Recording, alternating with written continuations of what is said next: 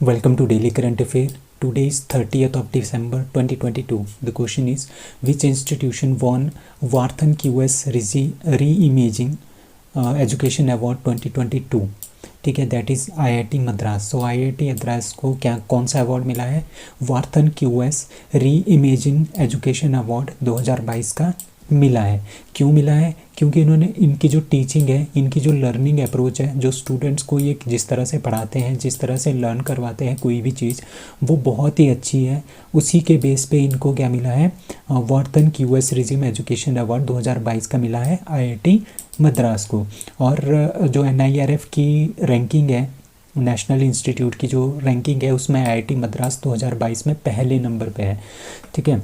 And ranking किसके base पे, कौन सी रैंकिंग हुई है? Best online degree program. ठीक है. इनके जो प्रोग्राम है ना, इनके बहुत सारे डिग्री प्रोग्राम है जो कि ये ऑनलाइन प्रोवाइड करते हैं. ठीक है. उसमें जो टीचिंग है, उसमें जो लर्निंग कैपेबिलिटीज़ है स्टूडेंट्स की, वो बहुत ही अच्छी है और बहुत ही अच्छे लेक्चर्स होते हैं इनके. उसी के बेस पे इनको IIT मद्रास को Wharton QS reimagining education award 2022 मिला है. इन्होंने बहुत सारे online degree program data sciences के ऊपर किए हैं.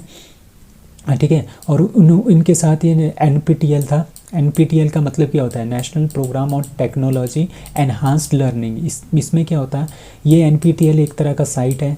ठीक है. उसके थ्रू क्या होता है, वहाँ पे ये लेक्चर्स अपलोड करते हैं यूट्यूब्स पे.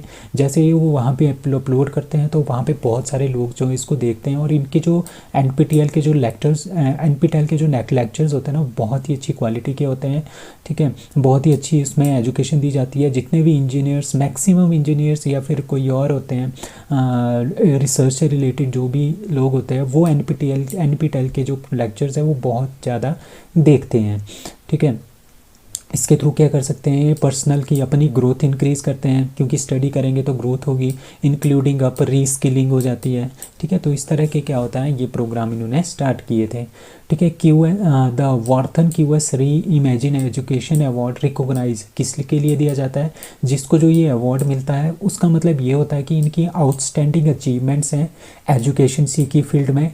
इनका इंस्टीट्यूशन बहुत अच्छा है. ऑर्गेनाइजेशंस और इनकी ऑर्गेनाइजेशन जो इस इंस्टीट्यूट को चलाती है, वो बहुत ही इनोवेटिव है और बहुत ही ज़्यादा एक्सेलेंट है एजुकेशन की फील्ड में. इसका मतलब ये होता है. So star.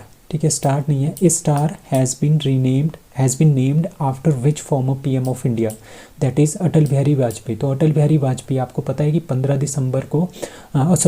दिसंबर को क्या होता है? अटल बिहारी वाजपेयी का जन्मदिन होता है. ठीक है. इसी दिन को हम मनाते हैं गुड गवर्नेंस डे भी हम इसको मनाते हैं. और 19 से लेके 25 दिसंबर तक क्या मनाया जाता है? Good governance week. और 25 को क्या होता है? Birthday of former prime minister Atal Bihari Vajpayee. और 25 को ही हम बनाते हैं गुड गवर्नेंस डे. तो इनके नाम पे, इनके जन्मदिन के उपलक्ष्य पे क्या हुआ? एक स्टार है, एक तारा है. ठीक है. उसका नाम जो है वो farmer prime minister Atal Bihari Vajpayee के नाम पे रखा गया है. ठीक है. औरंगाबाद की एक BJP यूनिट है. ठीक है. भारतीय जनता पार्टी की जो औरंगाबाद की यूनिट है, उन्होंने एक एप्लीकेशन भेजी थी. किसको? इंटरनेशनल स्पेस रजिस्ट्री को. ठीक है. इंटरनेशनल स्पेस रजिस्ट्री कहाँ पे है? ये है USA में, जो कि जहाँ पे सारे के सारे नाम जो है, स्टार्स के नाम, प्लैनेट्स के नाम सारे के सारे यहाँ पे होते हैं. तो उनको एक एप्लीकेशन भेजी थी कि हमने जो एक स्टार है जो कि सूरज के बिल्कुल नज़दीक है. जो हमारा सूरज है ना, वो तो उसका सबसे नज़दीक का तारा है. ठीक है. उसका नाम क्या रखना है? अटल बिहारी वाजपेयी के नाम पे रखना है. ठीक है. तो जो ये स्टार है, इसकी जो डिस्टेंस है, ठीक है, वो कितना है? 392.01 लाइट ईयर ये दूर है. मतलब कि, और यहाँ पे अर्थ है. ठीक है. यहाँ पे सूरज है और ये यहाँ पे है. ठीक है. सूरज के बिल्कुल नज़दीक ये तारा है. तो इसकी जो दूरी है अर्थ से इस स्टार की, वो है 392.01 लाइट ईयर. मतलब कि अगर हम लाइट को यहाँ से भेजेंगे, सबसे ज़्यादा स्पीड किसकी होती है? लाइट की होती है ना. पूरे यूनिवर्स में अभी तक लाइट की सबसे ज़्यादा स्पीड होती है. तो अगर हम स्पीड को भी यहाँ से भेजेंगे तो उस स्पीड को उस लाइट को यहाँ पहुँचने में, उस तारे तक पहुँचने में 392.01 साल लगेंगे. ठीक है. तो अगर इंसान यहाँ से जाए, ठीक है, हमारी स्पीड तो बहुत ही कम होगी, हमारे को तो लाखों करोड़ों वर्ष यहाँ तक लग जाएंगे अगर हम अपनी स्पीड से जाएं. अगर हम लाइट की स्पीड से जाएं तब भी 392.01 लाइट ईयर्स, मतलब कि साल इतने लग जाएंगे वहाँ तक पहुँचने में। तो वो वाला स्टार है, उसका नाम जो है वो फॉर्मर प्राइम मिनिस्टर, और इनको क्या मिला है, इनको भारत रत्न भी मिला है, ठीक है, इंडिया का। सो अटल बिहारी वाजपेयी, इनके नाम पे ये स्टार का नाम रखा गया है। So which constituency become first complete library constituency in India, ठीक है, कौन सी ऐसी कॉन्स्टिट्यूंसी है, ठीक है, इंडिया की, जहाँ पे क्या हुआ है, जो कि पहली फुली लाइब्रेरी, मतलब कि उसके जितने भी वार्ड्स हैं, जितने भी, जैसे हमारे पास एक स्टेट होती है, ठीक है, पर्टिकुलर ये लो सपोज कर लो ये स्टेट है, इसके अंदर बहुत सारी कॉन्स्टिट्यूंसी होती है जहाँ से हम अपने एमएलए चूज़ करते हैं, ठीक है। तो एक कौन सी ऐसी कॉन्स्टिट्यूंसी है जो जहाँ पे जितने भी वहाँ पे वार्ड्स हैं, ठीक है, यहाँ पे छोटे छोटे वार्ड्स होंगे, जितने भी वार्ड्स हैं वहाँ पे सब में लाइब्रेरी जो है वो एस्टेब्लिश कर दी गई है। That is answer D. ये पहली जो कॉन्स्टिट्यूंसी है पूरे इंडिया की है जहाँ पे लाइब्रेरी है हर वार्ड में, उसका नाम है धर्मादम, ठीक है, और ये कहाँ पे है, केरला के अंदर है, ठीक है, केरला की एक कॉन्स्टिट्यूंसी है। सो केरला के चीफ मिनिस्टर कौन है, पिनरई विजयन, ठीक है, उनकी अपनी ये कॉन्स्टिट्यूंसी है जहाँ से ये एमएलए बने हैं, ठीक है। वहाँ पे क्या है, वहाँ पे उन्होंने क्या बनाया है, उन्होंने जितनी भी वहाँ पे वार्ड्स हैं सभी में एक एक लाइब्रेरी खोली है।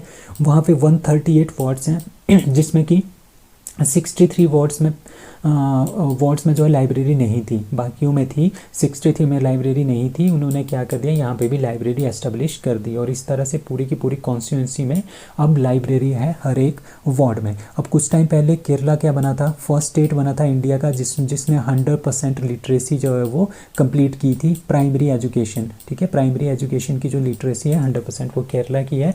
तो ये पहली स्टेट है इंडिया की। और अब क्या बना है, अब ये इंडिया की ऐसी एक स्टेट बन गई है जिसमें जो है लाइब्रेरी, मतलब कि केरला के जितने भी गांव हैं उसमें एक एक लाइब्रेरी है, ठीक है, हर एक गांव में एक लाइब्रेरी है। तो ये ऐसी स्टेट भी इंडिया की पहली स्टेट है। Mangdechhu hydro electric power project is a power project which is implemented with the help of India in which country, ठीक है। जो Mangdechhu hydro electric power project है ना, ये इंडिया जो है वो कहाँ पे इम्प्लीमेंट कर रहा है, भूटान के अंदर इम्प्लीमेंट इसको कर रहा है, ठीक है, किसकी मदद से, इंडिया की मदद से भूटान में ये जो हाइड्रो इलेक्ट्रिक पावर प्रोजेक्ट है ये स्टार्ट हो रहा है, ठीक है। अभी क्या हुआ, जो ये प्रोजेक्ट है इसकी जो पावर कैपेसिटी है वो है 720 मेगावाट की, ठीक है, और इसको इनैगोरेट किया था प्राइम मिनिस्टर नरेंद्र मोदी में, और भूटानीज काउंटर पार्ट जो कि जिनका नाम है लतेट शेरिंग, इन 2019 में इसको क्या कर दिया गया था, इनैगोरेट किया था। अब ये कम्प्लीटली जो है ये स्टार्ट हो गया है। इसको फाइनेंशियली और टेक्निकली असिस्ट किसने किया है, इंडिया ने इसको असिस्ट किया है, और इसकी कैपेसिटी आपने याद रखना है 720 मेगावाट, और इसका नाम भी याद रखना है, ये भूटान के अंदर है, ठीक है। अभी जो भूटान की पावर कैपेसिटी है ना, इससे 44% जो है वो इंक्रीज हो जाएगी, ठीक है, और 2326 मेगावाट जो है इसकी टोटल कैपेसिटी जो है हमारे पास भूटान की हो जाएगी। अब इंडिया और भूटान के बीच में जो हाइड्रो इलेक्ट्रिक रिलेशंस हैं, मतलब कि जो हम बहुत सारे डैम बनाते हैं, बहुत सारे वहाँ पे इलेक्ट्रिसिटी जनरेट करते हैं, तो इसका क्या हमारे पास हिस्ट्री है।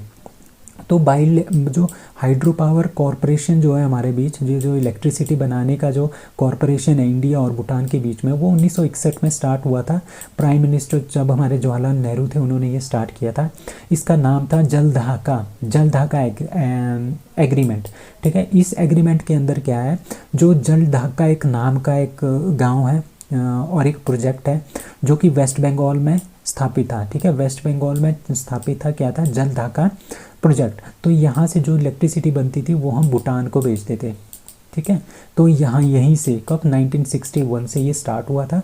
अब भूटान का जो पहला सबसे बड़ा प्रोजेक्ट बना था ना, मेगा पावर प्रोजेक्ट 336 मेगावाट का, उसका नाम है चुक्का हाइड्रो पावर प्रोजेक्ट। इसको आपने याद रखना है, चुक्का हाइड्रो पावर प्रोजेक्ट। वो भी इंडियन गवर्नमेंट ने ही बनाया था, इंडियन गवर्नमेंट ने भूटान के लिए बनाया था। तो इंडिया और भूटान के बीच में बहुत ही अच्छे रिलेशन है। Amrit Bharat station scheme is launched by that is सी ministry of railway. So ministry of railways ने कौन सी स्कीम स्टार्ट की है, Amrit Bharat station.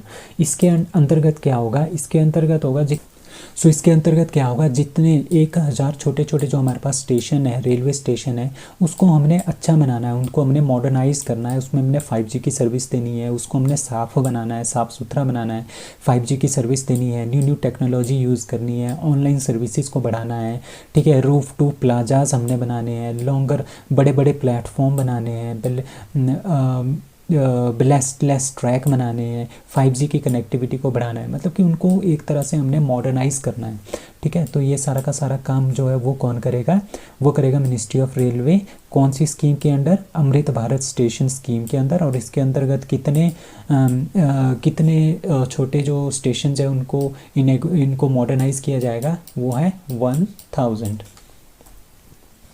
Who developed स्वस्थ गर्भ मोबाइल ऐप, ठीक है। स्वस्थ गर्भ जो मोबाइल ऐप है, आपको पता चल रहा है कि ये प्रेग्नेंट वुमेन से रिलेटेड है, ठीक है। तो ये किसने बनाया है, answer is C, both A and B, that is IIT Roorkee और एम्स दिल्ली ने, ठीक है। तो इन दोनों ने मिलके आपने क्या बनाया है, स्वस्थ गर्भ ऐप जो है वो बनाया है। मेन जो रिसर्च वाला काम है वो कर रहा है IIT रुड़की, और एम्स दिल्ली के जो बड़े बड़े प्रोफेसर्स हैं वो क्या बताएंगे, वो ह्यूमन बिहेवियर को बताएंगे, ठीक है। जिस तरह से प्रेग्नेंट वुमेन है उसके अंदर कौन सी कंडीशंस हैं, किस किस तरह की कंडीशंस आ सकती हैं, ठीक है, वो कौन बताएगा, वो तो डॉक्टर्स को ही पता होगा। तो प्रोफेसर उनको ये बताएंगे कि इस तरह की कंडीशंस होगी। फिर IIT रुड़की क्या करेगा, उन कंडीशंस को एनालाइज करेगा और उसके बेस पे बहुत सारे एल्गोरिदम बनाएगा, और उन एल्गोरिदम के बेस पे एक डिवाइस बनाएगा, और वो डिवाइस बना है, और वो जो एप्लीकेशन बनी है वो बनी है स्वस्थ गर्भ, ठीक है।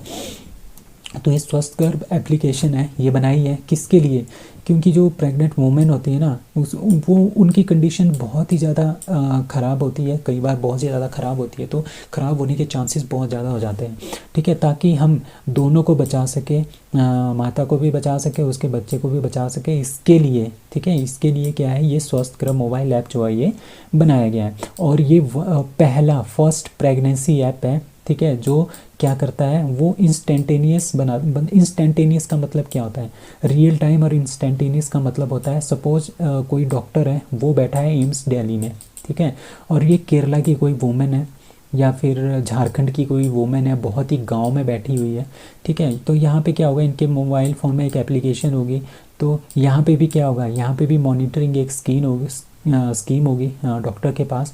तो सपोज़ करो इसी टाइम इंटरवल के टाइम इनको कुछ प्रॉब्लम आ गई है यहाँ पे, ठीक है, तो डॉक्टर्स को उसी टाइम डॉक्टर्स को यहाँ पे पता चल जाएगा कि ये जो पर्टिकुलर वुमेन है इसकी कंडीशन ख़राब हो रही है, तो इसको कंडीशन को ख़राब हो रही है तो इसको ठीक करने के लिए कौन सा उपाय है, कौन सा आप ट्रीटमेंट जो है इसको दे सकते हो, तो डॉक्टर्स यहीं से इसको दे सकते हैं, ठीक है, ट्रीटमेंट। तो ये बहुत ही ज़्यादा इंपॉर्टेंट टूल हो सकता है, जो कि रूरल एरिया में जो वुमेन रहती है, जो कि डॉक्टर के पास नहीं जा सकते, ठीक है, कई गांव ऐसे हैं वहाँ पे सड़कें भी आजकल उपलब्ध नहीं है, तो वहाँ तक तो डॉक्टर्स को इमीडिएटली वहाँ तक नहीं जा सकते, ठीक है, इजीली एक्सेस नहीं है डॉक्टर्स का, तो ऑटोमेटिकली क्या हो सकता है, इतने दूर से डॉक्टर्स बैठ के उनको क्या कर सकते हैं, उनको अपनी राय दे सकते हैं कि किस तरह से कौन सा काम करना है। तो उसको बोलते हैं स्वस्थ गर्भ ऐप। किसने बनाया है, IIT रुड़की एंड एम्स दिल्ली ने।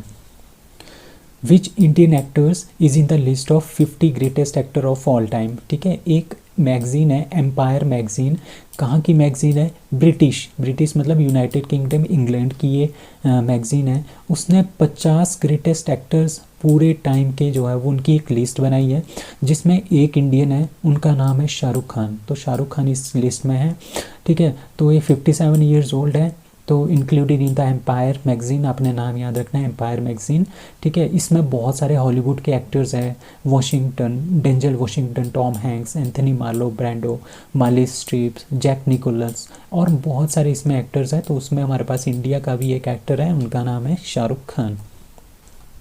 विच countries cricketer Farhan Behardien announces retirement, ठीक है। फरहान बहरदीन जो है वो थे साउथ अफ्रीका के क्रिकेटर, उन्होंने जो है वो क्या कर लिया है क्रिकेट से अनाउंसमेंट कर ली है अपने रिटायरमेंट की, ठीक है। उन्होंने 59 ODIs खेले हैं, 1074 रन से और 14 विकेट्स हैं इन ODIs में। ही वॉज 39 ईयर्स ओल्ड, तो he is from south Africa. अब साउथ अफ्रीका कहाँ पे है, ये देखो, ये वर्ल्ड है, ठीक है। ये जो है ना, ये आपका अफ्रीका है, तो साउथ अफ्रीका मतलब कि ये साउथ में है, ठीक है, साउथ में है, तो यहाँ पे साउथ अफ्रीका है। साउथ अफ्रीका के प्रेसिडेंट है साइरिल रामाफोसा, एंड प्रेसिडेंट कौन है, डेविड मापुजा। और इसकी कैपिटल कहाँ पे है, इसके जो एग्जीक्यूटिव जो बैठते हैं ना वो बैठते हैं प्रिटोरिया में, ठीक है। इनका जो लेजिस्लेटिव है, जो लॉज बनते हैं वो है केप टाउन में। तो ओरिजिनल जो कैपिटल हम बोलते हैं वो बोलते हैं केप टाउन, ठीक है। और इनका जो जुडिशियल सर्विसेज है, जो सुप्रीम कोर्ट वगैरह बैठते हैं वो बैठता है फ्लोमेंटेन में, ठीक है। तो आपने याद रखना है केप टाउन इनकी कैपिटल है। So that's all for today, thank you.